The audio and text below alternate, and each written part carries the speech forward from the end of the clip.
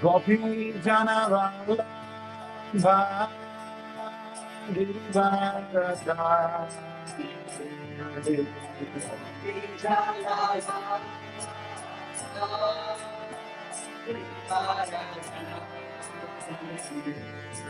Gopi Janavalla Girivara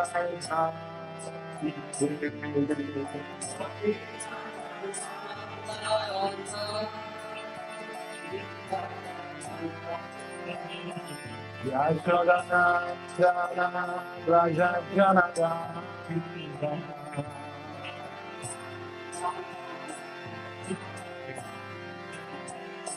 Yashodhanandana Raja Janada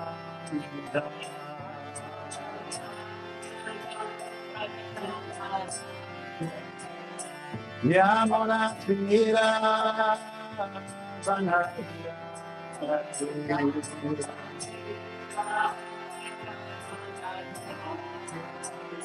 Yamuna Tira Vanhaya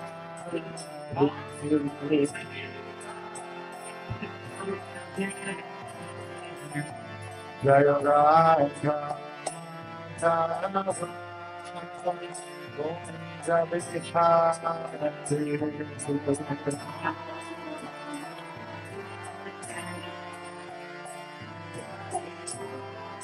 Dasa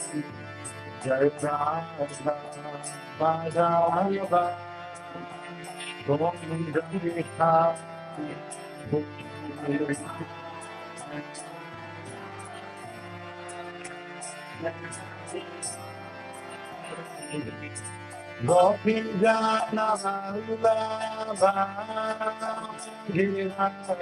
Dasa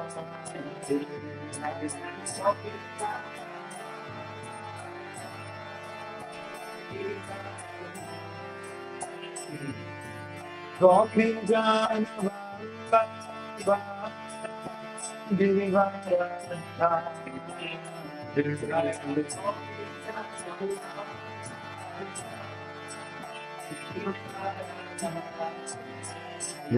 Gopi Janavalla Girivara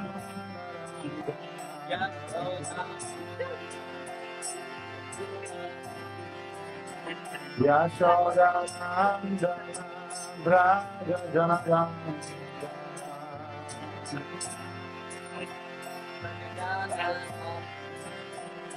Yamuna Tira Vanhaya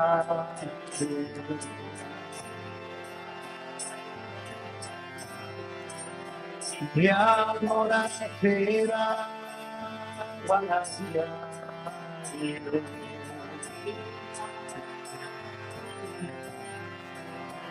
Jaya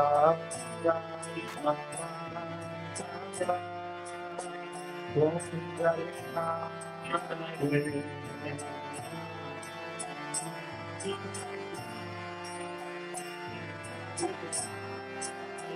Jaya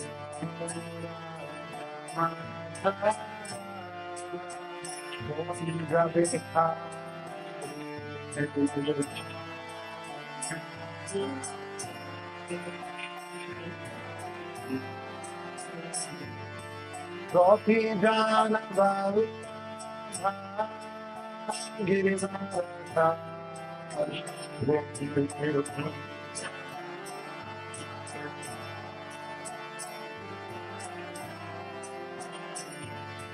Gopi Janavalla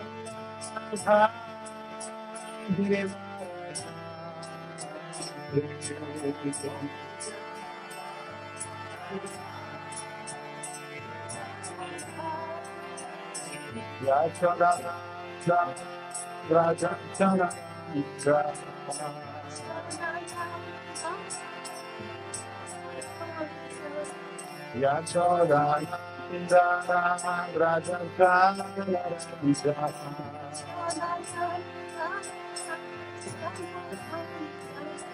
Yamuna Tira Bhanachari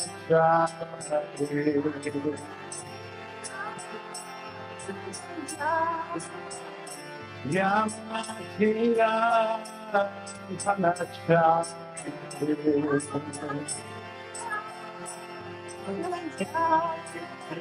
Rayo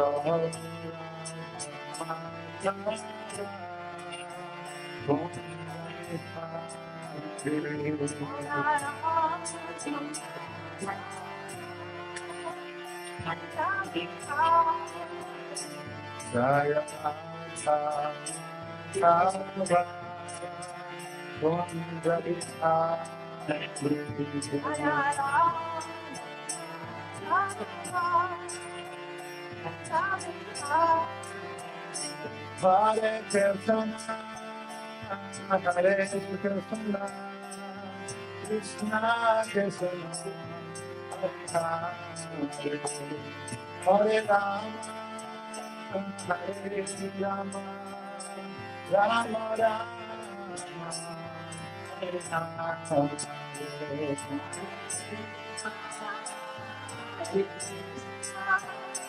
Krishna Krishna.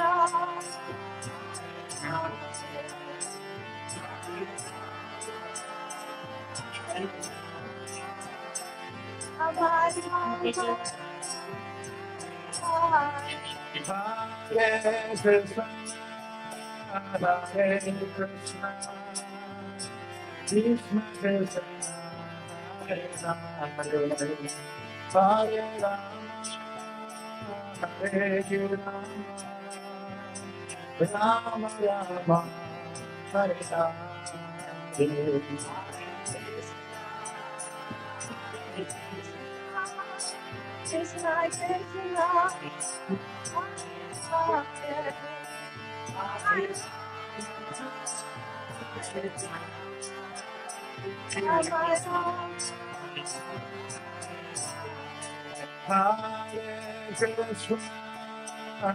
Hare Krishna, Hare Krishna, Krishna Krishna, Hare Rama, Hare Rama, Hare Rama, Rama Rama, Hare Rama. Hare Krishna, Hare Krishna, Krishna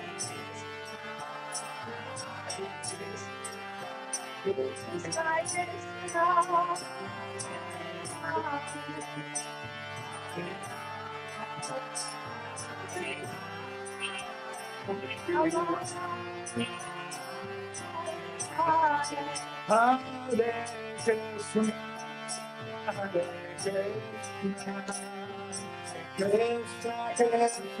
Rama, Hare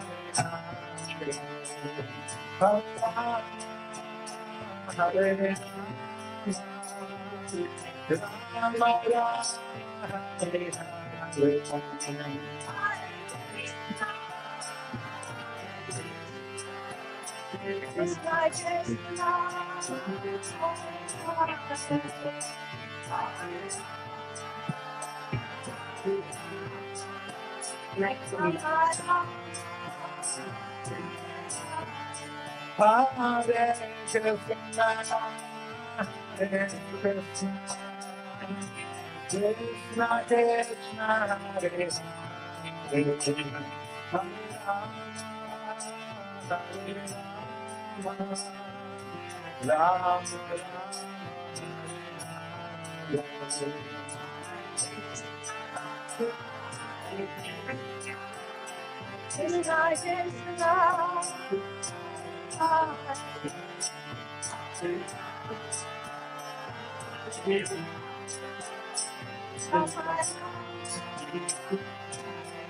Krishna, Hare Rama, Hare Krishna, Hare Krishna, Krishna Krishna,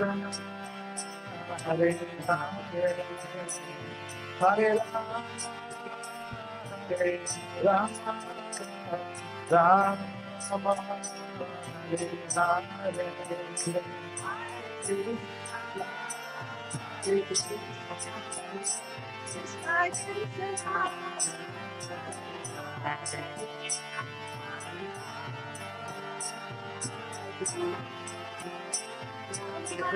Jaya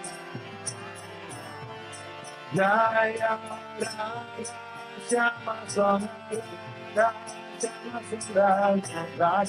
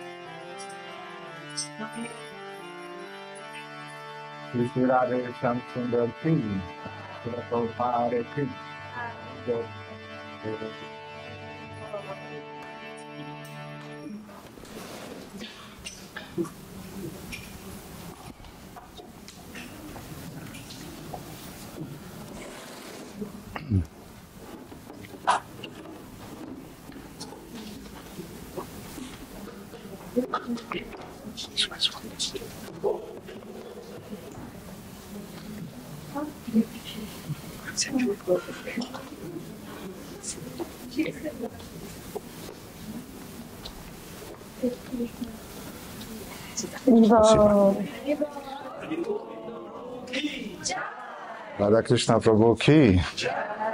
Thank you so much, Radha Krishna Prabhu, for your presence and for your encouragement. Burada olduğunuz için ve verdiğiniz cesaret için çok teşekkürler. When the saintly persons are present, then the minds of conditioned souls usually are enlightened. Aziz kişiler burada olduğu zaman koşulan şunların zihinleri de aydınlanır. Therefore, I'm not afraid that I will say something stupid because the mode of goodness is present here. O yüzden aptalca bir şey söylemekten korkmuyorum çünkü burada erdem modu bulunuyor. Thank you very much. Om Jnana Timirandasya Jnananjana Shalakaya Chakshurum Meridam Yana Tasmai Shri Gurave Namaha Shri Chaitanya Manobishtam Stapitam Yena Budare Swayam Rupa Kadamayam Dadati Svapadantikam Vanchakalpatarubhishya Kripa Sindhuvevacha Patitanam Pavanebhyo Vaishnavibhyo Namo Namaha. Jai Shri Krishna Chaitanya Prabhu Nityananda Shri Advaita Gadadhara Shivasari Gaura Bhaktivinoda Hare Krishna Krishna Krishna Hare Hare Hare Ram Ram Ram Hare Hare Gurave Gaura Chankaya Radhikaya Tadale Krishna Bhaktaya Tadbhaktaya Namo. So, dear devotees, Hare Krishna, welcome to the third day of our seminar, Defining Self-Surrender or Sharanagati. Hare Krishna sevgili adamlar, sunumumuzun sonunda hoş geldiniz. Öz teslimiyeti tanımlıyoruz, Sharanagati. Yesterday, we briefly studied the 6 limbs, or better to say the 6 vows of Sharanagati, or the 6 vows that a surrendered soul is taking in his life or her life. Sharanagati'nin 6 tane kolundan ya da daha da iyi bir deyişle 6 tane yeğeninden bahsettik. Yani teslim olmuş bir verdiği 6 tane yeğeni. Radha Krishna Prabhu. Yeah, yeah. Trying to hide away from the AC. Yes. Is it okay this AC in the back doesn't bother you? Klima rahatsız ediyor mu acaba kimseyi? Okay, then. It's here. It's very soon. So that is the famous verse that usually our previous acharyas and Srila Prabhupada is quoting in one of his purports to Bhagavad Gita when he is talking about 6 limbs or 6 items of surrender. Bizim önceki eserlerimizde ve Srila Prabhupāda'nın çok sık kullanılan ünlü bir kıta ve Srila Prabhupāda'nın Bhagavad Gita'nın bir açıklamasında Sharanagati'nin yani teslimiyetin 6 kolundan bahsederken kullanıyor. And as we spoke, this verse is one of those verses that devotees should learn by heart. Ve bahsettiğimiz gibi bu kıtalar adananın ezber edilmesi gereken kıtalardan bir tanesi. Anukulyasya sankalpa pratikulyasya varjanam rakshishyatiti vishwa solgoptrite varanam tatha atmanikshepa karpanya shadvidi sharanagati. The 6 limbs of surrender is 1. To accept that which is favorable to Krishna Bhakti. 2. To reject that which is unfavorable. 3. To have the strong faith, Bhagavan will protect me. 4th, to feel dependent, thinking Bhagavan will take care of me. 5th, complete submission of oneself. And 6th, to be humble. Teslimiyetin 6 tane konu şunlardır. Krishna Bhakti için uygun olan şeylerin kabul edilmesi, uygun olmayan şeylerin reddedilmesi, Bhagavan'ın beni koruyacağına dair çok güçlü bir inanca sahip olmak. 4. Bhagavan'ın benimle ilgileneceğini düşünerek kendini ona bağlı hissetmek. 5. Bir kişinin kendini tamamıyla teslim etmesi ve 6 alçak olmak. Yesterday and the day before yesterday, we spoke about Sharanagati in our relationship with the Supreme Lord, with Krishna. Dün ve önceki seminerlerimizde Sharanagati'den bahsederken Rab'le olan, yani Yüce olanın ilişkimizden bahsettik. We said that mainly the basis of Sharanagati is to reject your own will or your own feeling of independence. Ve teslimiyetin temelinin de bir kişinin kendi iradesini ya da kendi bağımsızlığını reddetmesi anlamına geldiğini söyledik. And to accept the will of the Lord and to feel a complete dependence of the Lord in your life. Rabbin iradesini kabul etmek ve tamamıyla kendini ona bağımlı hissetmek. And as we spoke yesterday, it should be done on 3 levels, on the level of our body, on the level of our thoughts, and on the level of our words. Sharanagati is to be applied on all these 3 levels of our existence. Ve dün yine varoluşunun 3 farklı boyutunda Sharanagati'nin uygulanması gerektiğinden bahsettik. Bedensel seviyede, düşünceler seviyesinde, But today I would like to discuss this concept of Sharanagati in the light how it applies in the life of an initiated devotee. Bugün Sharanagati kavramının inisiyasyon almış bir adanın hayatında nasıl olması gerektiğine bahsedeceğiz. Or in other words, how the Sharanagati is applied in our relationship with our spiritual master. Bir diğer deyişle Sharanagati'nin bizim manevi öğrenimizle olan ilişkimizde nasıl bir öğrenimden bahsedeceğiz. And attention in our relationship with the extension of the spiritual master with the Vaishnavas. Ve bu da çok önemli, yani manevi öğrenimiz aslında kendisini Vaishnava olarak da ilerlemiştir. Because unfortunately often beginner devotees, they have the tendency to separate their gurus from Vaishnavas. They consider the guru is something important and Vaishnavas, this is some accident. Çünkü başlangıç seviyesindeki adananların manevi öğretmen ve Vaishnavaları birbirine ayırma gibi bir eğilme olduğunu, gurunun önemli olduğunu ve Vaishnavaların önemli olmadığını kazanarak orada olduklarını sanki düşünüyorum. We will see today how Sanat Kumar, one of the Chatuksana, one of the four Kumaras, he is explaining to Narada that Sharanagati is applied to Hari, Guru and Vaishnavas. Öbür de sanat kumarın, yani 4 tane kumaralardan bir tanesi alan sanat kumarın Narada Muni nasıl aslında Sharanagati'nin adananlar için uygulanması gerekendir. Hari, Guru ve Vaishnavalar için geçerli olmasından gerektiğinden bahsediyor. So knowing that my English will be a nightmare for Krishnamala, I prepared some slides with those verses and it will be easier for her to read them and to translate. Krishnamala için İngilizcenin zor olacağını bildiğimden bazı slaytlar hazırladım. Bunları duvara yansıtmak için. We will study a series of verses from Sanat Kumar Samhita. As I said, in which Sanat Kumar is explaining to Narada Muni the activities of a surrendered soul after getting initiation from a spiritual master.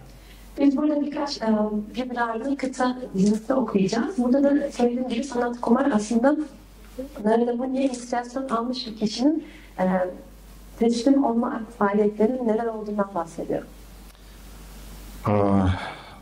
This Sanat Kumar Samhita is a bona fide scripture which is often Bhaktivinoda Thakur is making reference to it. I saw some references in Srila Shivaram Swami's books to it. I did not have time to check it in Veda base if Prabhupada is referring to it, but already these two sources are quite valuable for me at least. Sanat Kumar Samhita çok geçerli bir kutsal metindir. Bhaktivinoda Thakur bunu referans yapıyor ve Srila Shivaram Swami'nin de kitaplarında bunu kullandığını gördüm ama Veda base'e bakıp da Srila Prabhupa'nın burada alıntı yapmadığını görecek çalışacak vaktim olmadı ama bu iki kaynak, yani bu iki şahsiyetin kullanılması benim için yeterli. And a little bit later we'll see the Padya Panchaka prayers that usually ISKCON pujaris are using in their worshipping of deities, and it's actually the source of those 5 prayers are also is the Sanat Kumara Samhita. ISKCON pujarilerin kullandığı 5 tane temel mantra var. Bunlar da aslında Sanat Kumar Samhita'dan geliyor. So we will start with Sanat Kumar Samhita, verse 86. Şimdi Sanat Kumar Samhita'dan 86. kıtayı görüyoruz.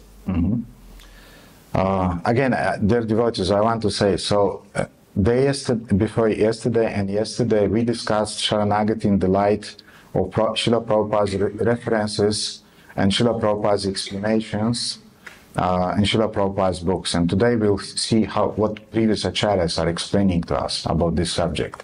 Dün ve ondan önceki gün Sharanagati'yi tanımlamaya çalışırken Srila Prabhupa'nın alıntılarından, onun derslerinden ve kitaplarından aslında faydalandık. Bugün de önceki acharyalarımız Sharanagati'yi nasıl tanımlıyor ona bakacağız. For us, definitely would be enough to study the life of Narada Muni, of Prahlad Maharaj, Dhruva Maharaj, and to understand what is Sharanagati. Bizim için Narada Muni'nin, Prahlad Maharaj'ın yaşamlarını, Dhruva Maharaj'ın yaşamlarını çalışmak aslında teslimiyetin ne olduğunu anlamak için yeterli. But sometimes just to go back to our main sources, we also can use this kind of shastras. Ama bazen esas kaynaklara geri dönmek için bu tür shastralara da yönelebiliriz. So Sanat Kumar is saying, "O Narada, please hear, and I will tell you about spiritual initiation. Simply by hearing of this, even without following this description, the people become liberated." Ey Narada, lütfen dinle. Sana spiritüel inisiyasyonun ne olduğunu anlatacağım. Sadece bunu duymakla bile bir kişi bu tanımı takip etmesi bile insanlar aydınlanırlar, özgürleşirler. And now in this verse, Sanat Kumar is describing why a person, briefly is describing why a person is accepting the shelter of a spiritual master. Ve bu kıtada da Sanat Kumar neden bir kişinin manevi öğretmenin inisiyasyonunu kabul ettiğinden bahsediyor. When a person no longer desires to enjoy the things of this world, he should consider how to finally sever all connections with this world. Only when he succeeds in that, with such a person unhappy with the world, he attains peerless happiness. Bir kişi artık bu dünyaya ait olan şeylerden keyif almayı arzulamadığında, o kişi nasıl bu dünyayla olan bütün bağlantılarını nihai olarak koparabileceğini düşünmelidir. Ve bunu başardığında ancak bu tür bir kişi dünyayla mutsuz olmayarak aslında eşi olmayan bir mutluluğa ulaşır. Once Srila Prabhupada asked devotees a question. Bir keresinde Adana'da Srila Prabhupa'ya bir soru sordular. Does everyone needs a guru? Herkesin bir guruya ihtiyacı var mı diye sordular. What do you think? Ne düşünüyorsun? Does everyone needs a guru? Dinabandhu Prabhu. Herkesin bir guruya ihtiyacı var mı?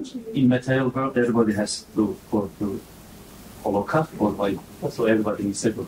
Everybody needs a guru, in other words. Maddi dünyada herkesin Golok'a gitmesi lazım. O yüzden herkesin bir guruya ihtiyacı var. Evet, herkesin bir guruya ihtiyacı var.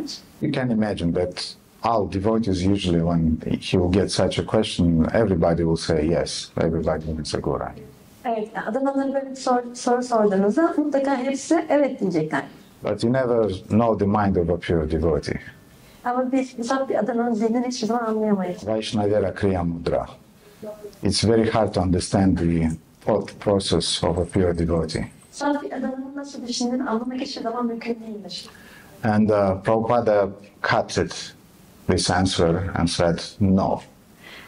Prabhupada da bunu keserek dedi ki hayır. Only those who want to put an end to their material life, they need a guru. Sadece maddi yaşamına bir son vermek isteyenler, onların guruya ihtiyacı var. Prabhupada said guru is not a fashion. Prabhupada gurunun bir moda olmadığını söyledi. So this is one of the motivations. We will not go into details, but in Hari Bhakti Vilasa, Sanatana Goswami is according a lot of time of describing what is the motive behind taking initiation. And this is one of the main motive. It's disappointment in the material life. I don't believe in the material life, in other words, or in material enjoyment. Biz bu motivasyona çok girmeyeceğiz ama Hari Bhakti Vilas'ta aslında Sanatana Goswami bundan bahsediyor. Yani bir kişi inisiyasyon almasının nedenlerinden bahsediyor ve bunlardan bir tanesi de kişinin bu dünyada hayal kırıklığına uğramış olması. And Sanat Kumara is developing this idea and the following two shlokas. He is saying, Ve sonraki kıtalarda da Sanat Kumar bu düşünceyi geliştiriyor. O Brahmana, a wise person aware that the shelter of the Lord is very difficult to attain and distressed by material life should take shelter of a bona fide spiritual master. Ey Brahmana, bilgi olan bir kişi Rabbin sığınağına ulaşmanın çok güç olduğunu bilerek ve maddi yaşamda çok rahatsız bir durumda bulunarak gerçek bir manevi öğretmene sığınmalıdır. And this verse is very, very interesting because it also appears in Hari Bhakti Vilasa, and it describes the mood in which a disciple is approaching his spiritual master with the humble request to accept him and to give him initiation. Bu Hari Bhakti Vilas'ta da geçecek bir sonraki kıta ve bu çok önemli. Bir Adana'nın manevi öğretmenine inisiyasyon için yaklaşırken nasıl bir ruh hali içinde olduğunu gösteriyor. Trayasvabho Jagannatha Gurosan Saravahnina Dagdam Chakaladashtam Chatrahimam Bhagava Sagrat. O spiritual master of all the worlds, please rescue me, for I am burning in the fire of repeated birth and death. I am bitten by the black snake of a time. Please rescue me from the ocean of birth and death. Ey bütün dünyaların spiritüel öğretmeni, lütfen beni kurtar. Çünkü ben tekrar eden doğumlar ve ölümlerin ateşinde yanıyorum. Ve zamanın siyah yılanı tarafından sokuluyorum. Lütfen beni bu doğum ve ölüm okyanusundan kurtar. Now, after this verse, 95th, I skipped some verses because they are giving some details about the process which is called Pancha Samskara, or the 5 limbs of initiation. Bundan sonraki birkaç kıtayı atlayacağım çünkü Pancha Samskara denilen bir süreçten, yani bu inisiyasyonun 5 tane kolundan bahsediyorlar. And it's a completely separate topic. Completely Separate. ve bambaşka bir konu bu, ayrı bir konu yani. About Tapa Pundra Tathanama, Mantrayagasha Panchama. These are the 5 items of initiation. We get Pundra from the spiritual master, Tilak, we get Kantimala, we following the 4 regulative principles, we get a name from the spiritual master, we get the right to worship the deities. Bunlar 5 tane aslında unsur inisiyasyonun sırasında biz Pundara, yani Tilak'a sahip oluyoruz. Kantimalamız oluyor, yeni bir isim alıyoruz ve nasıl mutilere ibadet edeceğimizi öğreniyoruz manevi öğretmenimizden. And Sanat Kumar described to Narada Muni all those steps that a spiritual master is doing and with his disciples when he's giving him the name, the mantra, and so on. Sanat kumarda manevi öğretmenin nasıl inisiyasyon sırasında öğrencisini kabul ettiğini ve ona isim verdiğini, bir mantra verdiğini açıklıyor. And now after that, he's telling Narada. Şimdi sonrasında Narada'ya şöyle diyor. Athatubhyam prapannam. You remember yesterday I showed you some synonyms for the word Sharanagati, and amongst them was the word prapannam, which means the same thing. Dün Sharanagati'nin bazı eş anlamlı sözcüklerinden bahsetmiştik ve onların arasında prapannam kelimesi de geçiyordu. Bu aynı anlamda, teslimiyet anlamına geliyor. O Narada, now I will describe to you a surrendered soul, the spiritual activities people in Kali Yuga may follow to attain the abode of Lord Hari. Ey Narada, şimdi ben sana teslim olmuş bir ruhu betimleyeceğim ve Kali Yuga'da bir kişinin Rab Hari'nin mekanına ulaşabilmek için takip etmesi gereken spiritüel faaliyetleri anlatacağım. After receiving the mantras at the time of initiation, the wise disciple should always devotedly serve his spiritual master. In this way, he inspires the spiritual master's mercy to him. İnisiyasyon zamanında bir öğrenci, yani bilgi olan bir öğrenci mantraları aldıktan sonra her zaman çok adanmış bir şekilde kendi manevi öğretmenine hizmet etmeli ve bu şekilde manevi öğretmenin içinde ona karşı bir merhamet uyanmasını sağlar. So initiation is the beginning of the spiritual life, not just the dead end of the spiritual life. İnisiyasyon manevi hayatın aslında başlangıcı, sonu değil. But this is also another topic. Now let's stick to our text. Ama bu da başka bir konu. O yüzden şimdi biz metnimize bağlı kalarak devam edelim. And let's see the next verses. Şimdi sonraki kıtaya bakıyoruz. What the disciple should do after receiving initiation. Bir öğrenci inisiyasyon aldıktan sonra ne yapmalıdır? The disciple should study the devotional activities of the devotees. Especially he should study the activities of surrendered souls. He should always meditate on his chosen deity. He should always try to please the Vaishnavas. Bir öğrenci her zaman adananların adanmışlıkla dolu olan faaliyetlerini çalışmalıdır. Özellikle de teslim olmuş ruhların faaliyetlerini çalışmalıdır. Her zaman kendi seçilmiş olan murtisine ibadet, meditasyon yapmalıdır ve her zaman Vaishnavaları memnun etmeye çalışmalıdır. These things are to be known before taking initiation. Bunların inisiyasyon almadan önce bilinmesi gerekiyor. And if those devotees who already received initiation, we should understand what are our duties now. İnisiyasyon almış kişiler için de bunu okuduğunda görevlerin ne olduğunu anlaması gerekiyor. Because it's expected that an initiated devotee is a surrendered soul. Çünkü inisiyasyon almış bir adananın teslim olmuş bir adanan olması beklenir. So he should study the devotional activity of devotees. Adananların adanmışla dolu faaliyetlerini çalışması gerekir. We study the devotional activities of previous acharyas, Goswami Jivana Charitra Anushilana. Bir önceki adananların, yani manevi öğretmenlerimizin faaliyetlerini çalışıyoruz, Goswamilerin. Goswami Jivana means the life of Goswamis, Charitra means the glory, and Anushilana, we follow their example. Goswami Jivana onların hayatları demek ve biz onları takip ediyoruz aslında. We study, of course, the lives of saints that are described in Srimad Bhagavatam. Tabii ki Srimad Bhagavatam'da betimlenen azizleri de çalışıyoruz. And we are attentive to devotees' life that are around us, and we appreciate their endeavor and their spiritual examples. Ve etrafımızdaki adananların yaşamlarına da bakıyoruz ve onların verdikleri çabaları ve manevi gelişimlerini de takdir ediyoruz. And if you strive for surrender, you'll immediately detect the devotees around who are striving for the same goal. Eğer siz teslimiyete ulaşmaya çalışıyorsanız etrafınızda da bunun için çabalayan adananları hemen fark ediyorsunuz. Then, the next verse is very interesting. As a rake, promiscuous man enjoys when his mistress rebukes and hits him, so surrendered soul is happy when the Vaishnavas punish him. Wow.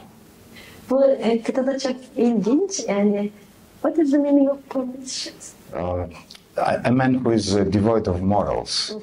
Ahlaksız bir kişi, bir adam nasıl ki metresi ona hakaret ettiğinde ve ona vurduğunda bundan keyif alırsa, aynı şekilde teslim olmuş bir ruh da Vaishnavalar onu cezalandırdığında bundan mutluluk duyar. Up to this point, everything was fantastic, correct? Bu noktaya kadar her şey çok hoştu, değil mi?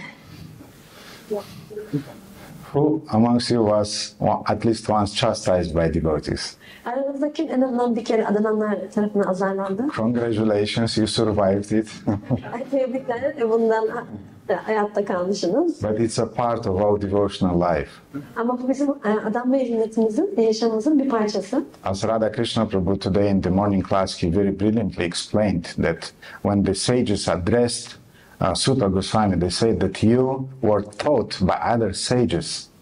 Ve yani bugün sabah Radha Krishna Prabhu'nun çok harika bir şekilde anlattığı gibi Sutta Goswami'ye seslendiklerinde diğer azizler sana daha önce bir aziz tarafından bu öğretildi diyorlar. You were accepted by them, you're supervised by them, you're watched by them, you're corrected by them.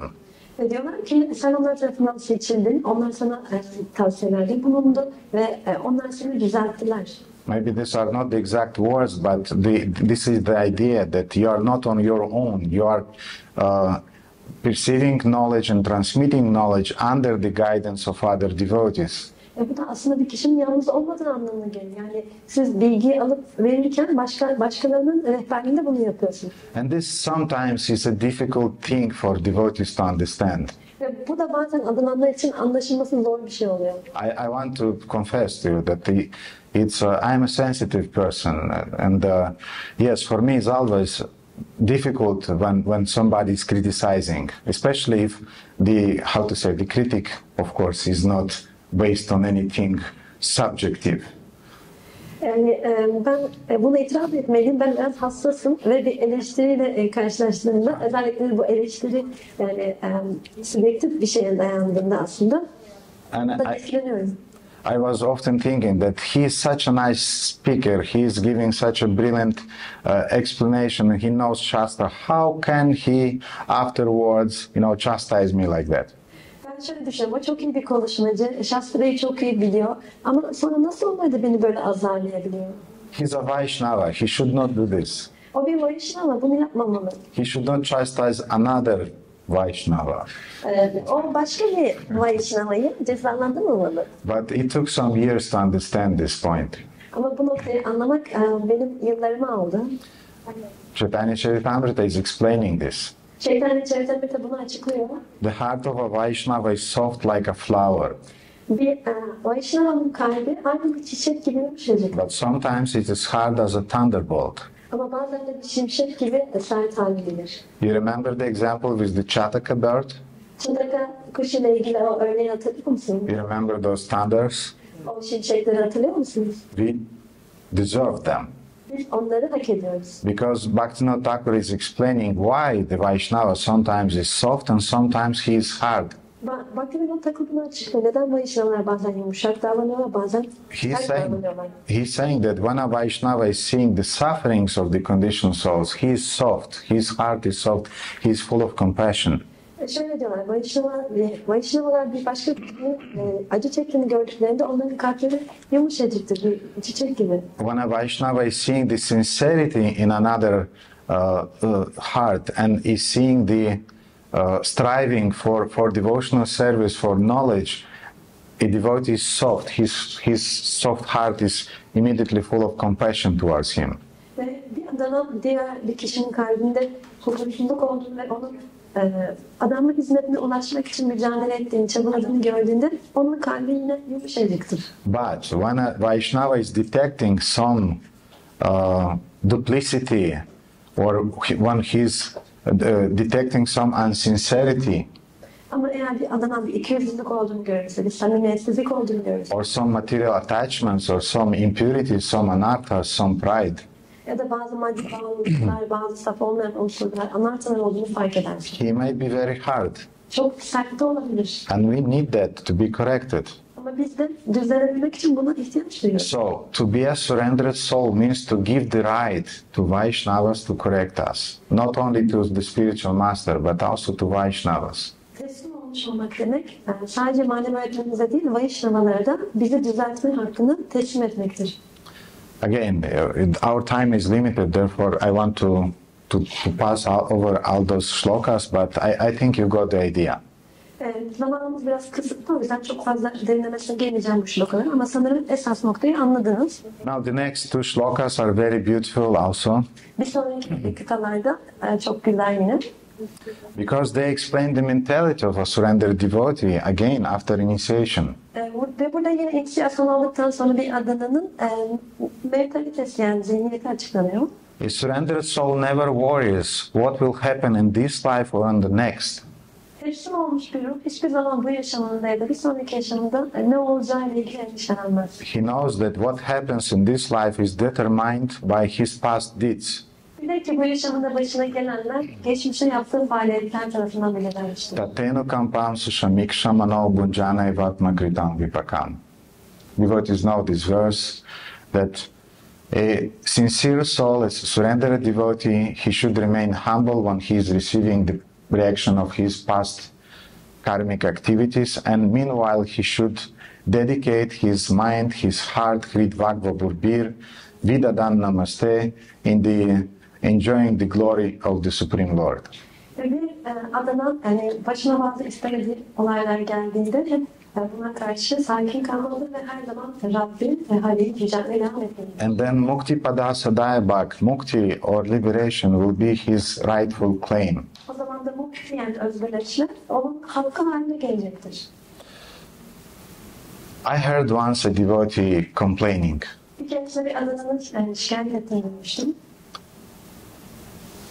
For example, I know that Radha Krishna Prabhu Sajjan, when you were 16,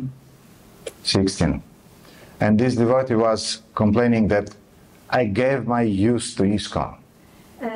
Bu adana şöyle diyor, Radha Krishna Prabhu, siz de sanırım 16 yaşınızda katılmışsınız. Evet, ben bütün hayatımı ISKCON'a verdim diyordu, gençliğimi. And we have many wonderful devotees who really gave their youth, their prana, their life to ISKCON, to Srila Prabhupada's movement. Ve biz gerçekten birçok harika adanana sahibiz. Onlar yaşamlarını, pranalarını, gençliklerini ISKCON'a, Prabhupa'ya verdiler. But they really gave it with full heart. Ama tam olarak verdiler, bütün kalpten verdiler bunu. But this devotee, to my surprise, he was complaining that I gave my life, my youth to ISKCON, and who'll take care about me when I'll become older. Bu beni şaşırtmış ve bu adamdan şöyle şikayet ediyordu. Ben bütün gençliğimi, bütün hayatımı ISKCON'a verdim ama ben yaşlandığımda kim benimle ilgilenecek? I don't have any pension, I did not work, I did not become a professional. I'm just a bum on the street now. Benim sigortam yok, ben çalışmadım, emekli olamadım ve şimdi sokakta kaldım. It doesn't mean that as a society we should not take care about elderly people in our society. Bu tabii ki bizim toplum olarak yaşanan adananları ilgilenmememiz gerektiği anlamına gelmiyor. But still, if you are a surrendered soul, Krishna will take care about you.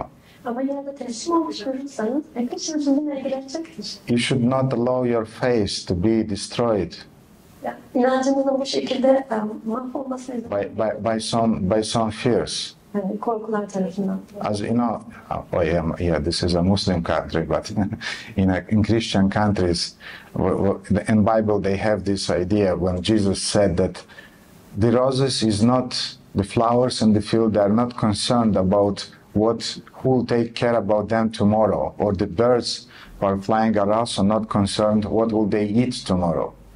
Bu tabii ki burası Müslüman bir ülke ama Hristiyanlar daha iyi biliyordur. İncil'de böyle bir şey geçiyor. Hazreti İsa diyor ki çiçekler bir sonraki gün kendileriyle kimin ilgileneceğini merak etmiyorlar ya da kuşlar bir sonraki gün ne yiyecekleri hakkında endişelenmiyorlar. Because God is taking care about everybody. Çünkü Tanrı herkesle ilgileniyor.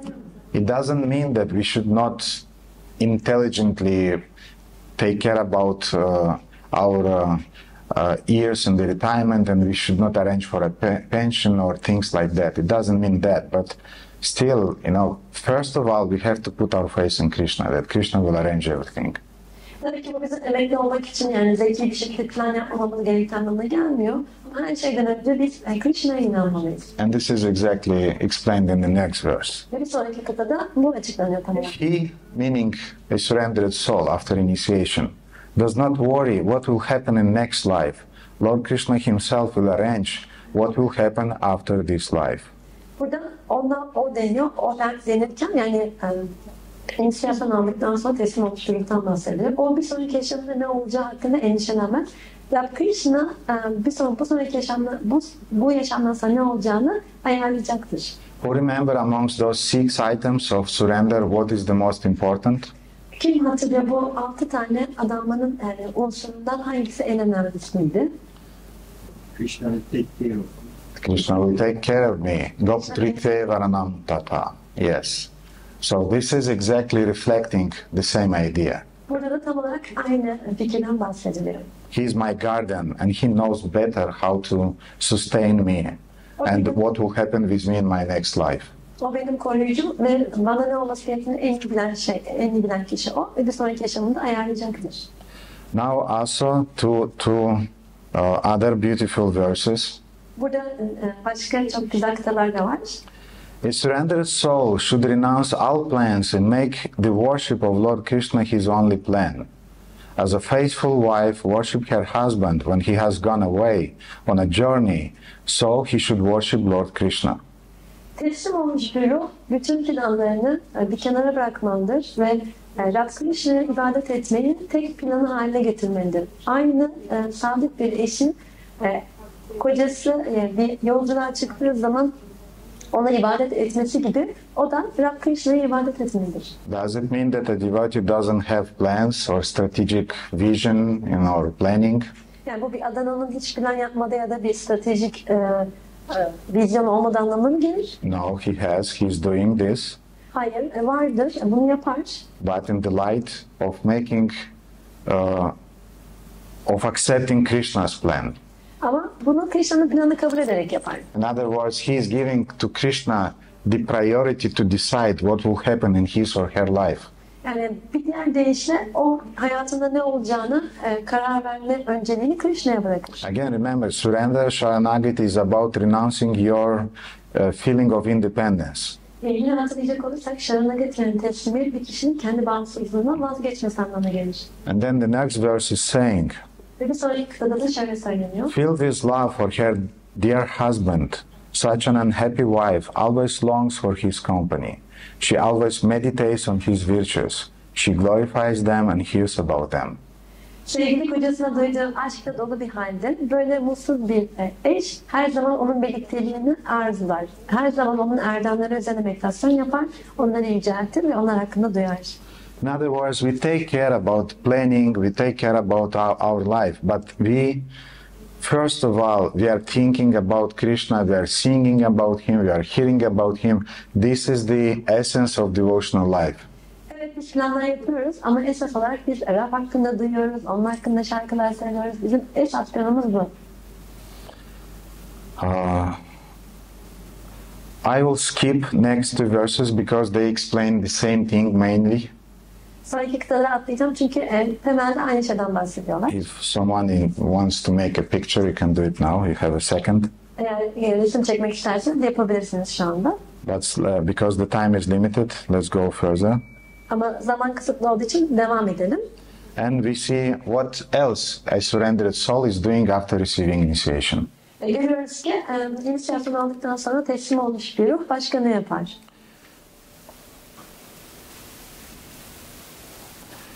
By serving the deity form of the Lord, one directly serves the supreme blissful Lord Hari. One should take shelter of Lord Krishna, one should not take shelter of anyone but him. One should not strive to attain anyone but him. One should not desire anyone but him. One should not have any goal but him. Rabbin multi formuna hizmet ederek bir kişi direkt olarak yüce bir şekilde mutluluk dolu olan Rab Hari'ye hizmet etmiş olur. Bir kişi Rab Krishna'ya sığınmalıdır. Bir kişi başka hiç kimseye değil ama ona sığınmalıdır. Bir kişi başka hiç kimseye değil ama onu elde etmeye çalışmalıdır. Ve bir kişi başka hiç kimseye değil ama onu arzulamalıdır. Ve bir kişi hayatta başka hiçbir amaca sahip olmamalıdır ama onu amacı haline getirmelidir. You remember yesterday's story about how Prabhupada rejected that Mahamrityunjaya Mahamantra? Dün hatırlıyor musunuz nasıl Şrila Prabhupada bunu reddetmişti? they offered to Prabhupada that you can chant this mantra and you'll extend your life. Yani onlar Prabhupa'ya bu mantrayı söylerse yaşamını uzatabileceğini söylemişlerdi. It's a mantra, if I'm not wrong, it's connected, somehow it's connected with Lord Shiva. Sanırım yani yanılmıyorsam bu mantra Lord Shiva ile ilişkili. And Prabhupada smiled and said, I have not chanted any other mantra, I will chant just Hare Krishna Maha Mantra. Şimdi Prabhupada gülümsemişti ve demişti ki başka hiçbir mantra söylemeyeceğim. Sadece Hare Krishna mantrasını söyleyeceğim. So in other words, this mentality that is described is referring to the Rakshisha Titi Vishvaso, one of those 6 items of surrender. Bu da buradaki kıtalarla aslında teslimiyetin 6 tane unsurundan bir tanesini ifade ediyorlar. I depend on Krishna, I surrender to him, he'll protect me. Ben Krishna'ya teslim oluyorum, ona dayanıyorum ve o beni koruyacaktır. And I don't depend on demigods, I don't depend on different mystic processes, on different amulets, on the stars, cosmic forces. Ben diğer tanrılara farklı bazı muskalara ya da astrolojik bazı planlara dayanmıyorum. Now, the next few verses also very useful. Bundan sonraki birkaç kıta da yine çok güzel. A surrendered soul should not worship anyone but him. One should not bow down before anyone but him. One should not meditate on anyone but him. One should not gaze upon anyone but him. One should not glorify anyone but him. One should not seek anyone but him. Teslim olmuş bir ruh başka hiç kimseye ibadet etmemelidir. Sadece ona ibadet etmelidir. Bir kişi başka hiç kimsenin önünde eğilmemelidir ama sadece onun önünde eğilmelidir. Bir kişi başka hiç kimseye meditasyon yapmamalıdır ama sadece ona meditasyon yapmalıdır. Bir kişi başka hiç kimseye bakmamalıdır ama sadece ona bakmalıdır. Bir kişi başka hiç kimseyi yüceltmemelidir ama onu yüceltmelidir. Bir kişi başka hiç kimseyi aramamalıdır, sadece onu aramalıdır. I'm sure devotees heard about 26 qualities of a Vaishnava. Eminim ki adananlar bir Vaishnava'nın 26 tane özelliği hakkında duymuşlardır. Who remembers what is the most important qualities amongst those 26? Kim bu 26 tane özellik içinde en önemli olanın ne olduğunu hatırlıyor? Fearlessness. Fearlessness? Not quite. Who remembers? Surrender. Accept as absolute. Yes, very close. Accept Baba. It's called Krishna Eka Sharana. Bunun ismi Krishna Eka Sharanam. You don't have to be a Sanskrit scholar to understand these 3 words. Yani bu üç kelimeyi anlamak için bir Sanskrit alim olmak gerekmiyor. You heard about Krishna, yes? Krishna hakkında duydunuz değil mi? So Eka means one, Eka bir demek. and Sharana means Sharanagati, surrender to Krishna. Sharana da teslimiyet demek. Sharanagati. Devotees often are asking, what does it mean, Krishna Eka Sharana, to accept only Krishna as the Supreme Lord? Adamlar bazen soruyorlar Krishna Eka Sharana ne demek? Yüce Rabbi tek teslimiyet olarak kabul etmek. This verse explains what means Krishna Eka Sharana. Bu kıtada da Krishna Eka Sharana'nın ne anlama geldiği açıklanıyor. Now, a touchy moment now, sensitive one. Çok hassas bir nokta. Especially devotees, householders who are working. Özellikle evlilik yaşamının içinde olan adamlar, yani çalışan adamlar. They are not so fortunate to have in every town and village to have a Govinda restaurant, but Turkey definitely is going in that direction. Onların her şehirde Govinda restorana sahip olma şansları yok ama kesinlikle Türkiye o yönde ilerliyor. 108 Govinda restaurants, so this is the goal. 108 tane Govinda restoranı açmak bu amaç. Because Radha Krishna Prabhu wants to protect you from something. Çünkü Radha Krishna Prabhu sizi bir şeyden korumak He wants you to be a surrendered devotee. istiyor. He wants you to be a really surrendered devotees. Çünkü o sizin yani teslim olmuş alanlar olmanızı istiyor. Because one should not eat the remnants of food eaten by anyone but him. Çünkü bir kişi sadece onun tarafından gelmiş yiyeceklerin artıklarını yememek, başkasından değil. In other words, a devotee is eating only Krishna prasadam. Burada bir diğer anlamda Krishna adınanları sadece Krishna prasad ediyor. We can talk about this hours. Bunun hakkında saatlerce konuşabiliriz. But initiated devotees should not eat karmi foods.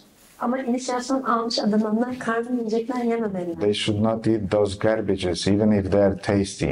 Yani lezzetli de olsa bu çöpleri yememeliler. An initiated devotee is eating only Krishna prasadam. Ve inisiyasyon almış adananlar sadece Krishna prasadam yer. Of course, there are exceptions, Tabii ki bazı istisnalar olabilir. but a devotee, he should prevent things and he should ask his good wife to cook for him and to take prasadam to work and arrange things, but not just eat all these things, stuffs from the shops. Yani ama bir adanan bunu önlemeye çalışmalıdır. Yani sadece dükkanlardan girip alışveriş yapmak yerine evde yemek pişirmek ve onu işe götürmek konusunda bir hazırlık yapmalıdır. Now, another thing. Bir başka şey. I once saw when I first visited New Vrajadama some 20 years back. Ben 20 yıl önce New Vrajadam'ı ziyaret ettiğimde bana bir şey gösterilmiş. I saw a devotee with a tray Ben elinde tepsi olan bir adananla karşılaştım. and a pair of socks on it. Ve üzerinde de bir çift çorap vardı. And he came to the altar to Radha Sundara and waved this tray Ve o Radha altına geldi ve bu tepsiyi böyle döndürmeye başladı. and went back. Ve sonra da geri gitti. And I was thinking, oh, what's happening? You know, he's offering some socks to the deities. What's happening? Ben de bunu düşünüyordum. Neler oluyor ya? Yani o geldi bazı çorap sundu Radha. And then some senior devotees in New Vrajadam, he explained me that local devotees, Vrajavasis, they are offering everything to Radhashyam first. Ve sonra ilerlemiş bir adanan bana bunu açıkladı. Vrajavasiler yani orada oturan oranın sakinleri her şeyi Radhashyam'a sunuyorlar önceden. Even a pair of socks. Bir parça, hani bir çift çorabı bile. Even they are offering their kids when they are born. Çocuklarını da doğdukları zaman Radhashyam'a sunuyorlar. So in other words, when we buy something, even some clothes, don't wear it immediately. Put it in front of your home altar. Ve biz bir kıyafet aldığımızda hemen onu giymemeliyiz. Onu altına koymalıyız ilk olarak. Because here it's written, one should not wear the garments and ornaments worn by anyone but him. Çünkü burada denir ki bir kişi sadece onun giydiği kıyafetleri ve onun taktığı mücevherleri takmalıdır. Başka hiç kimseninkileri değil. It doesn't mean that you'll take those small kurtas from the Gornita and you'll wear it. Yani bu küçük Goranga kurtalarını alıp üstünüze geçirdiğiniz anlamına gelmiyor. It means that everything that you are using in your home life, you should offer first to the deities. Bu sizin ev yaşamınızda kullandığınız her şeyi ilk olarak murtilere sunmanız gerektiği anlamına geliyor. One should not talk with they who are not devotees of the Lord. One should not bow down before them or honor them in any way. Bir kişi Rabbin adananı olmayan kişilerle konuşmamalıdır ve onların önünde eğilmemelidir ya da herhangi bir şekilde onları yüceltmemelidir. This is self-explanatory, therefore I will not talk about it. Bu çok kendi kendine açıklayıcı bir şey. Bunun üzerine konuşmayacağım. Now again, a difficult one to swallow. Yine yutması zor bir tane geliyor. Ooh, this is really requires some surrender. Bu gerçekten biraz teslimiyet gerektiriyor. A surrendered soul should not hear the blasphemy of the Supreme Lord or his devotees. Teslim olmuş bir ruh, Yüce Rabbin ya da onun adananlarının kötülendiğini duymamalıdır. One should cover one's ears and go away. If one has the power, one should punish the offender. Bir kişi kulaklarını kapatmalıdır ve uzaklaşmalıdır oradan. Eğer gücü varsa bu kabahati işleyen kişiyi cezalandırmalıdır. Have you heard the last news? En son haberleri duydun mu? Such and such devotees, they divorced. Şu boşanmışlar. Or they had done that and this. Ya da bunu yapmışlar. This Prajalpa is destroying our spiritual life. Bu Prajalpa bizim spiritüel yaşamımızı mahvediyor. One should cover one's ears and go away. Bir kişinin kulaklarını kapatıp oradan uzaklaşması gerekir. This phrase is not applied to Kali Yuga. Bu son cümle Kali Yuga için geçerli değil. Otherwise, we will just have to punish a lot of people around, you know. Bu geçerli olsa da etrafımızdaki birçok kişi cezalandırmamız gerekir. So in other words, a devotee is not interested in gossips. Yani bir diğer deyişle bir adanan dedikoduyla ilgilenmez. And this is a sign of a surrendered life. Ve bu da teslim olmuş bir yaşam işaretidir. Then, O Brahmana, a surrendered soul should always serve the Lord and his devotees. Until the moment of one's death, one should always follow the example of Chataki bird. Ey Brahmanım, teslim olmuş bir ruh her zaman Rabbe ve onun adananlarına hizmet etmelidir. Bir kişinin ölümüne kadar kişi her zaman çataki kuşunun örneğini takip etmelidir. And on the first day we heard the example of Chataka bird explained by Srila Rupa Goswami in Stavamala. Srila Rupa Goswami'nin Stavamalası'nda geçen çataki kuşun özelliğinden bahsetmiştik önceki. And now we will see how Sanat Kumar is explaining the same example. Şimdi de Sanat Kumar'ın bunu nasıl açıkladığını göreceğiz. Aynı örneği. Rejecting lakes, rivers, oceans, and any other sources of water. A Chataki bird will drink only water falling from a cloud. It will die of thirst before accepting any other water. Göllerin, nehirleri, okyanusları ve diğer bütün su kaynaklarını reddederek bir çataki kuşu sadece bir buluttan düşen suyu içecektir. Ve başka hiçbir su kaynağını kabul etmeyerek gerekirse o susuzluktan ölecektir. What is water for a devotee? Yani bir adanın için su nedir? It's only, he will read only Krishna Shastras. Sadece Krishna Shastraları okumaktır. He will listen only to rock and rap music. Yes?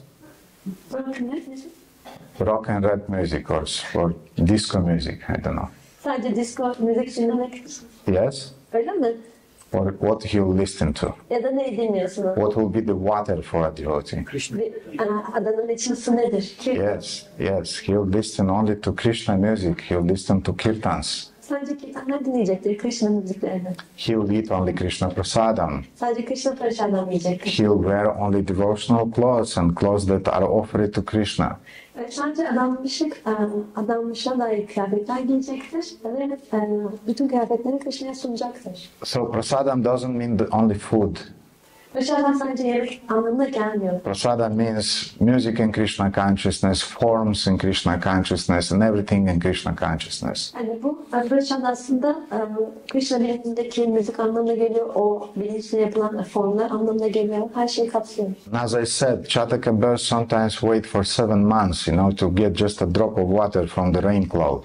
Bazen çataka kuşu 7 ay boyunca bekliyor yani o bulutlardan damlayan tek bir damla suyu içebilmek için. I know devotees who are not eating before they are not worshiped. If they didn't manage to worship their home deities, they are not eating.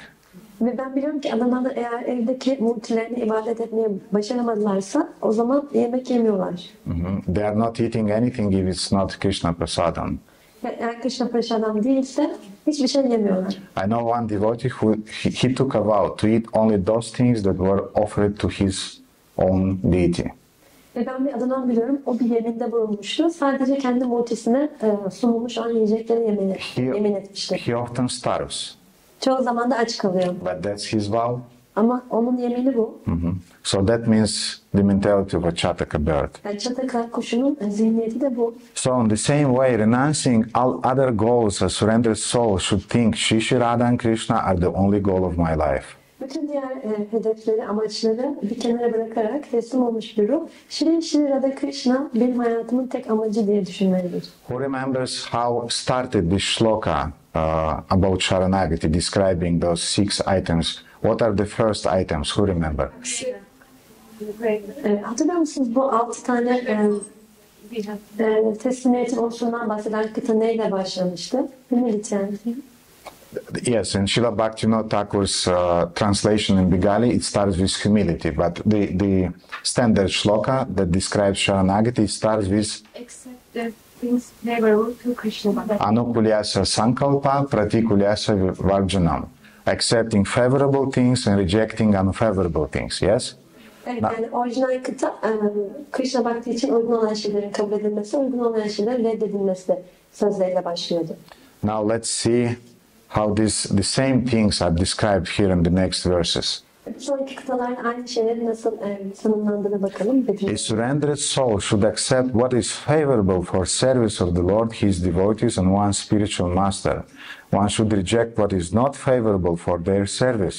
Teslim olmuş bir ruh, Rabbe olan hizmeti için, adananlara olan hizmeti için ve manevi öğretmeni olan hizmeti için uygun olan şeyleri kabul etmelidir. Ve onların hizmeti için uygun olmayan şeyleri de reddetmelidir. And what is behind this mentality of being able to accept favorable things and to reject unfavorable things? Peki bunu yapabilmeyi sağlayacak olan, bunun gerisindeki zihniyet nedir? Yani uygun olan şeyleri kabul etmeyi, uygun olmayan şeyleri reddetmeyi. Again, this mentality is there. Yine bu zihniyetin orada olduğunu görüyoruz. Shri Shri Radha and Krishna will protect anyone who even once surrenders to them. One should confidently think, Shri Shri Radha and Krishna will protect me. Shri Shri Radha Krishna kendine teslim olan herkes de koruyacaklardır. Bir kişi güvenle böyle düşünmelidir. Shri Shri Radha Krishna beni koruyacaklar. So this is according to the principle Rakshisha Titi Vishvaso. Krishna is my only protector. Ve bu da bu ilkeye dayanıyor. Krishna benim tek koruyucum. And now finally, dear devotees, this is really a takeaway from this class. Ve sevgili adanımlar, bu dersten almamız gereken şey geliyor şimdi. There was Radha Krishna Prabhu, he told me that what the dimension of the diacritics should be. But I mean, it's a joke amongst us. I'll not repeat it here, but anyway, the idea is that the fonts should really be big, especially if we have some elderly people in the audience. Evet, sunumlarda kullandığımız harflerin fonları aslında biraz büyük olmalı. Özellikle de izleyiciler arasında daha yaşlıca olan adınanlar varsa. This is a prayer of a surrendered soul. Bu teslim olmuş bir ruhun duasıdır. This is a prayer that Pujari devotees are using in their deity worship. Bu duayı pucariler multi ibadetinde kullanıyorlar. And this is a prayer recommended by ISKCON deity worship books to be offered after each deity worship in the morning. Ve İSKCON Pucari kitabında da bu duaların her gün multilere yaptığımız ibadet sonrası sunulması tavsiye ediliyor. And you remember yesterday we said that in order to attain Sattva Guna, you practice Sattva Guna. Dün bundan bahsetmiştik, yani Sattva Guna'ya ulaşmak için Sattva Guna'yı pratik etmek gerekiyor. In order to attain Bhakti, you practice Bhakti. Ve Bhakti'yi pratik etmek için de In order to attain Sharanagati, you practice Sharanagati. Sharanagati'ye ulaşmak için de Sharanagati'yi pratik etmek. And offering these 5 prayers is the part of practicing Sharanagati on the daily basis. Ve her gün bu 5 tane duayı sunmak bu Sharanagati pratiğimizin bir parçası. So I'll read these prayers. Şimdi bu duaları okuyacağım. One should pray, O Shri Shri Radha and Krishna, please rescue me from the ocean of births and deaths. Please rescue me from the troubles born from children, friends, and home. Please break into pieces the fears of your surrendered devotee. Bir kişi şu şekilde dua etmeli. Ey Shri Shri Radha Krishna, lütfen beni bu ölüm ve doğum okyanusundan kurtar. Lütfen beni çocuklara, arkadaşlara ve eve sahip olmaktan dolayı kaynaklanan sıkıntılardan kurtar. Lütfen senin teslim olmuş adananın korkularını parçalara ayır. Yohammamasti yatkinchi dihaloke paratracha tat sarvam bhavato radhya charanishu mayarpitam.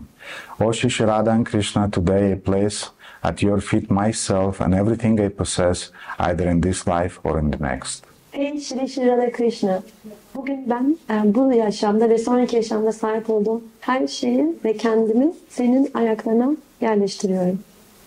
Ahamapya paradanam alayastyaktva sadhana agatischa tatonathav bhavantu me bhavagati. I am the home of all offenses. I know them in Russian, therefore it's harder for me to read in English, but anyway, I'll read it. I am the home of all offenses. I have abandoned all spiritual duties. I have no shelter. O Shri Shri Radha and Krishna, O my lords, please become my shelter. Ben bütün kabahatlerin eviyim. Bütün spiritüel görevlerimi ihmal ettim. Ve hiçbir sığınağım yok. Ey Shri Shri Radha Krishna, ey benim efendilerim, lütfen benim sığınağım haline gelin. Now, during the COVID time, Srila Shivaram Maharaj, he gave a wonderful, brilliant seminar on the 6 items of surrender. Covid zamanında Shivaram Swami, Sharanagati'nin yani teslimiyetin 6 unsuru üzerine çok güzel seminerler vermişti. And he said that one of the main words that is used by a Sharanagata Bhakta Sharanagata Bhakta tarafından kullanılan temel kelimelerden bir tanesinin şu olduğunu söylemişti. is Tavava ismi, I belong to you. Stava isti, yani ben sana aidim. And we see here, this is starting exactly like that. Tavava isti radikana tha karmana manasagira, Krishna kanti tavava ismi, ivame vagatir mama. Burada da tam olarak bunun geçtiğini görüyoruz. O Master of Radha, I'm yours. O beloved of Lord Krishna, I'm yours. I offer to you both of my thoughts, words, and deeds. Again, Sharanagati practice on 3 levels, not just externals. You both are the goal of my life. Ey Radha'nın efendisi, ben sana aidim. Ey Rab Krishna'nın sevgilisi, ben seninim. Sana düşüncelerimi, kelimelerimi ve faaliyetlerimi sunuyorum. Yine görüyoruz ki Sharanagati 3 farklı seviyede pratik ediliyor. Yani bedensel seviyede, düşünsel seviyede ve sözlerimizle. Siz ikiniz benim hayatımın amacısınız. And in the last verse we see this word Sharanam. Ve son kıtada da Sharana kelimesini görüyoruz. Sharanam vam prapannosmi karuna nikara karau prasadam kurum dasyam vo maiduşte paradini. O Shri Radha and Krishna, you are like 2 great oceans of mercy. Please be merciful to me. I take shelter of you. I surrender to you. Please engage me, a sinner and an offender, in your service. Ey Shri Radha Krishna, siz ikiniz çok yüce merhamet okyanusları gibisiniz. Lütfen bana karşı merhametli olun. Size sığınıyorum. Size teslim oluyorum. Lütfen beni bir günahkar ve bir kabahat işleyen bir kişi olarak sizin hizmetinizle meşgul edin. And this verse in a sense explains Srila Prabhupada's translations of the Hare Krishna Mahamantra. Ve bu kıtaların Srila Prabhupada'nın Hare Krishna mantrası çevirisi de aslında bulunuyor. Please engage me, a sinner and an offender, in your service. Lütfen bir günahkar ve kabahat işleyen kişi olarak beni senin hizmetinde meşgul et. Just Prabhupada translated it in a more soft way. Please engage me in your devotional service. Sadece Srila Prabhupada bunu daha yumuşak bir şekilde ifade etti. Lütfen beni kendi hizmetinde meşgul et. And now we have a few more shlokas, and Şimdi birkaç shlokamız daha var. in which Sanat Kumara is concluding his descriptions. Burada Sanat Kumar bu betimlemelerini sonlandırıyor. He's saying, O best of sages, one who desires to quickly attain the direct service of the divine couple should daily recite these 5 verses, Padya Panchaka. Ey azizlerin en iyisi, ilahi çiftin hizmetine direkt olarak ve hızlıca ulaşmayı arzulayan bir kişi her gün bu 5 tane kıtayı her gün tekrar etmelidir. Padya Panchaka'yı. In this way, I have briefly described the external activities of the surrendered souls. Now I will describe the activities hidden in their hearts. Ve burada şimdi ben teslim olmuş ruhların dışarıdan görünen faaliyetlerini özetle anlattım ve şimdi de onların kalplerinde saklı olan faaliyetleri anlatacağım. Following this teaching, and you will attain direct service of Shri Radha and Krishna. O Brahmana, they will always protect you. Of this there is no doubt. Bu öğretiyi takip ederek sen Shri Radha Krishna'nın hizmetine direkt olarak ulaşacaksın. Ey Brahmana, onlar her zaman seni koruyacaklar. Bundan hiç şüphen olmasın. Now, who knows the Paribas Sutra of Ramayana? Ramayana'nın Paribas Sutrasını kim biliyor acaba? Knows what means Paribas Sutra? Peki anlamı bilen var mı Paribas Sutra? Who doesn't know what means Paribas Sutra? Bilmeyen var mı Paribas Sutra'nın anlamına geldiğini? Every book, every Shastra, for example, Bhagavad Gita or Srimad Bhagavatam or Bhakti Rasamrita Sindhu, has a verse which is the key to the whole book. Her Shastra'da böyle bir şey oluyor. Bhagavad Gita, Srimad Bhagavatam ya da Bhakti Rasamrita Sindhu'da bütün kitabın anahtarı olan bir kıta oluyor. If you don't understand something in the 8th canto, 9th canto, and so on, come to the Paribas Sutra of Srimad Bhagavatam. Eğer 8. bölümde, 9. bölümde bir şey anlayamadıysanız tekrar Paribas Sutrası'na geri gelmelisiniz Srimad Bhagavatam'ın. Basha means narration. Başa anlatım anlamına geliyor. And pari means like the word parikrama, to go around. Pari de parikrama gibi bir şeyin etrafına dönmek anlamına geliyor. And the Paribas Sutra of Srimad Bhagavatam Ve Paribas Sutrası'nda Srimad is Bhagavatam etecham shakala pumsam Krishnastu Bhagavan Swayam. Krishna is the Supreme Personality of Godhead, and all other expansions are just his expansions. Evet, Krishna Tanrı yüce şahsıdır ve o diğer bütün yayılımlar sadece yayılımlardır. So when you will read the 5th canto, you will not understand how the Bhumandala is working with other mandalas and so on. Yani 5. bölümü okuduğumuzda bir mandalanın diğer mandalanayla birlikte nasıl hareket ettiğini anlayamadığımızda just come to the Paribas Sutra and everything is clear. Krishna is the Supreme Personality of Godhead. o zaman Paribas Sutra'ya geri gelebilirsiniz ve her şey çok açık bir hale gelecektir. Krishna Tanrı yüce şahsıdır.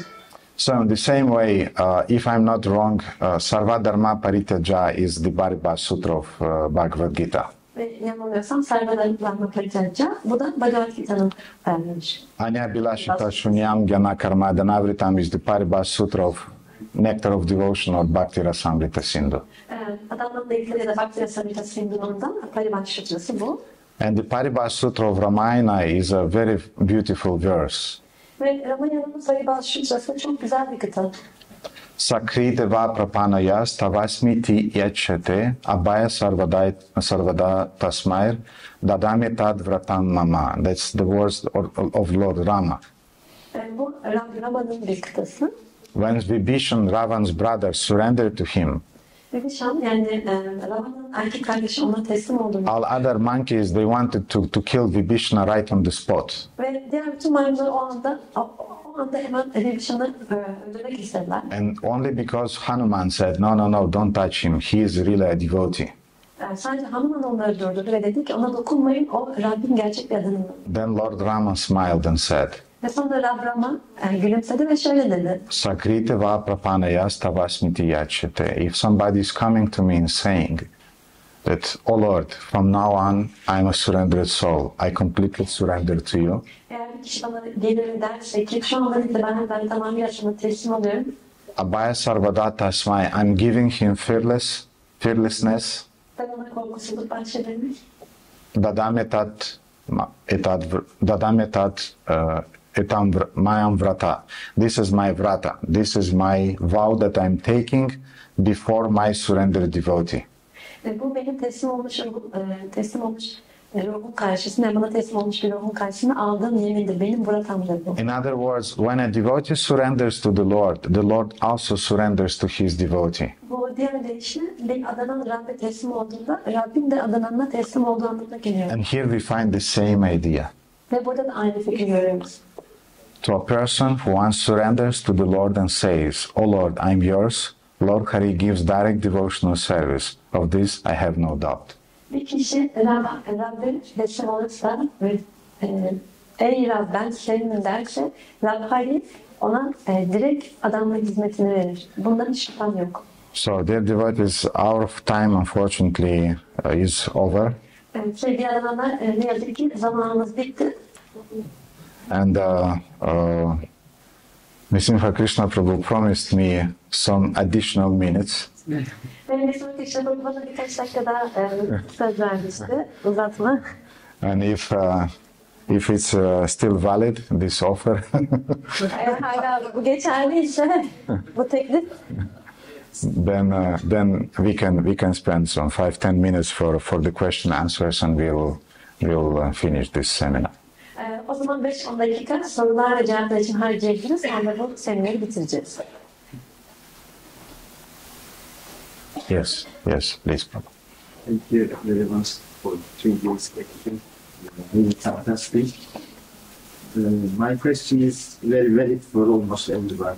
What we should do if we don't see in ourselves these qualities? Bu üçüncü seminerler için çok teşekkürler, çok inanılmazdı. Benim sorum sanırım herkes için geçerli bir soru olacak. Biz eğer kendimizde bu özellikleri görmezsek o zaman ne yapmalıyız?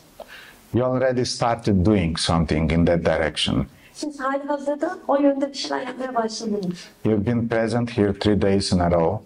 Yani arda arda 3 gün boyunca buradaydınız. And you heard about the importance of cultivating Sharanagati, Ve siz Sharanagati'yi geliştirmenin ne kadar önemli olduğunu da anlatacağım. which is a kind of like fundament for devotional service. Bu adamla hizmeti için çok temel olan bir şey. And like Srila Niranjan Maharaj often is explaining, Niranjan Maharaj çoğu zaman bir şey açıklıyor. sometimes devotees, they have this mentality that I'm not Prahlad Maharaj, I'm not Dhruva Maharaj. Bazı adamlar şöyle düşünüyorlar. Ben Prahlad Maharaj değilim, ben Dhruva Maharaj değilim. In other words, I'm not a surrendered soul. Ben diğer bir deyişle ben teslim olmuş bir ruh değilim. And they were Nityasiddhas. Ve onlarda nityası da vardı. And with these arguments, our mind just try to justify our spiritual laziness. Yani bunlar aslında sadece bizim spiritüel tembelliğimizi haklı çıkarmak için söylemiş. And if you have this mentality that I'm not and I'll not be, Eğer böyle bir zihniyetiniz de varsa ben öyle değilim ve öyle de olmayacağım. this will be the reality. Bu da böyle olacak tabii ki. Gerçek bu olacak. If I'm not, but by hearing about this and by cultivating this desire to attain Sharanagati, to attain pure devotional service, then pure devotional service will come. Ama eğer siz şöyle derseniz yani ben teslim olmuş bir ruh değilim ama bunu duyarak ben bu Sharanagati'yi geliştirmek istiyorum ve saf adamla hizmetine ulaşmak istiyorum. O zaman saf adamla hizmette gelecektir. Therefore, Maharaj is often saying that if you don't have a desire to attain Sharanagati or pure devotional service, O yüzden Maharaj sıklıkla bunu söylüyor. Eğer Sharanagati'ye ya da saf adamla hizmetine ulaşmak için bir arzunuz yoksa pray for a desire to have a desire to attain Sharanagati in pure devotional service. o zaman böyle bir arzuya sahip olma arzusu için dua edin. Do you think that I was interested in this topic? Siz benim bu konuyla ilgilendiğimi düşünüyor musunuz? I mean, how to say, there are prasadams, kirtans, and what Sharanagati? We have so many nice things, to eat, to enjoy, to dance, to sing. Biz Barış Adam onurlandırabiliriz, dans edebiliriz, kirtanlar var, birçok hoş şey var tadını çıkarabileceğiz. I just heard it from Shivaram Maharaj, who was talking constantly in his classes, in his lectures, in his books, importance of Sharanagati, importance of Sharanagati. Yani ben ama Şileşvarma Swami'nin devamlı olarak yani derslerinde ve kitaplarında Sharanagati'nin ne kadar önemli olduğunu anlattığını duydum. And I started to think, okay, let's study it, let's see what's it about. Ben de bunun üzerine düşünmeye başladım. O zaman bunun ne olduğunu anlamaya çalışayım. And the whole world opened before me when I started to study this subject. Ve bu konuyu çalışmaya başladığımda önümde koca bir dünya belirdi. And it was, wow, this is really fantastic. This is really something, a food for the heart. Dedim ki bu gerçekten inanılmaz. Bu kalp besleyen bir yiyecek gibi. So therefore the desire to cultivate this elevated emotions and elevated state of consciousness is coming by hearing from the spiritual master, by hearing from devotees. Ve bu yüksek duyguları, yüksek bilinci geliştirme arzusu da hani manevi öğretmenlerden ve adamlardan da duyarak aslında kalbimizde oluşuyor. And by studying our Shastras and Srila Prabhupada's books, Prabhupada is talking about Sharanagati in Bhagavad Gita already. Shastraları Srila Prabhupada'nın kitaplarını çalışarak da bunu yapabiliyoruz ve Srila Prabhupada Bhagavad Gita'da dahi bundan bahsediyor. So many jewels are in the Bhagavad Gita, are in the Srimad Bhagavatam. We just, our mind is not been able to systematize all those jewels. Yani Bhagavad Gita'da ve Srimad Bhagavatam'da o kadar çok cevher var ki sadece bizim zihnimiz bunları sistematize edemiyor. But again, the example of Radha Krishna Prabhu, today's presentation in the morning. Ben aynı yine Radha Krishna'dan örnek vermek istiyorum. Bugün sabah verdiği seminer. It was another of those wow, so many things, so many jewels are in this Srimad Bhagavatam. Yine o durumlardan birisi gibiydi yani. Bu kadar çok cevher var Srimad Bhagavatam'da. First of all, I was impressed how Srimad Bhagavatam is structured. İlk olarak ben Srimad Bhagavatam'ın nasıl bir yapı içinde, yani nasıl bir yapısı olduğunu gördüğümde şaşırdım. Shiva Maharaj often told me that I'm a fool. Shiva Swami çoğu zaman bana bir aptal olduğunu But he söylüyor. said, you're a fool with a structured mind. Ama bana yapılandırılmış bir zihni olan bir aptalsın. So therefore, when I hear structures, I immediately, wow, that's my stuff. No. O yüzden böyle bir yapıyla karşılaştığımda hemen diyorum ki bu benim için. And therefore, when we heard this presentation about how Srimad Bhagavatam is structured, everything is in harmony. Everything is very beautiful. We have 6 questions. We have answers that are answered in different cantos of Srimad Bhagavatam.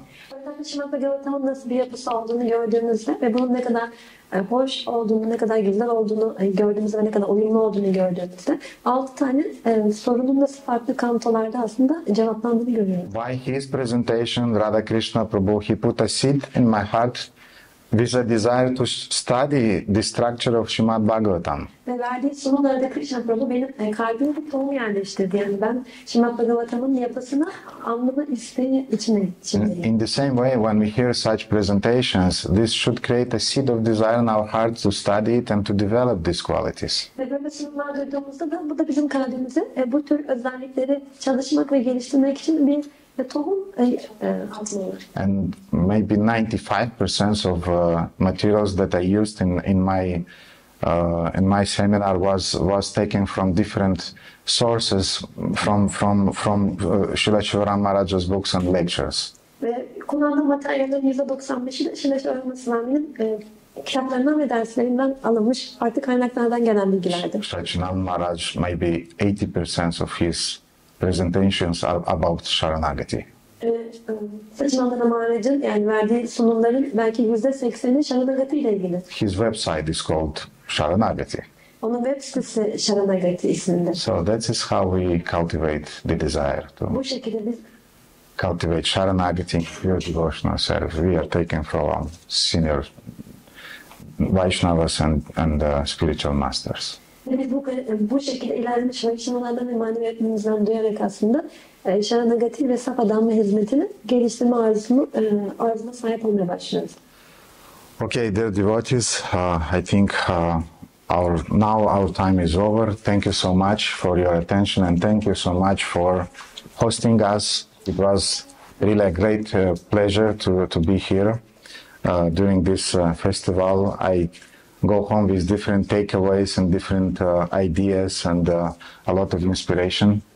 Çok teşekkürler katılımınız ve dikkatiniz için. Ayrıca burada bizi misafir etmeniz için de çok teşekkürler. Bu seminerden eve giderken birçok farklı şey almış olarak gidiyorum. Farklı fikirler ve düşünceler. I felt so blissful to be in a place where I don't have to manage anything. Ben hiçbir şey idare etmek zorunda olmadığım bir yerde olmaktan dolayı çok mutlu oldum. I am supposed just to enjoy Krishna consciousness. Sadece burada Krishna'nın keyfini çıkarmam gerekiyordu. So if Nisimha Krishna Prabhu will allow me in the future, I'll just come. O yüzden mesela Krishna Prabhu bana izin verirse gelecekte de gelmek isterim. And Nisimha Krishna Prabhu, if you need a break from management, please come to our festivals. Ve Nisimha Krishna Prabhu eğer sen de değerli işlerden biraz sıyrılmak istersen bizim festivalimize gelebilirsin. So thank you so much. Çok teşekkürler. Shri Radhe Shyam Sundar ki jai, Shri Gaur Nitai ki jai, Jagannath Baladev Subhadra Mai ki jai, Srila Prabhupada ki jai. Hare Krishna. Radha Govinda Prabhu ki Radha Govinda ki jai. Jai.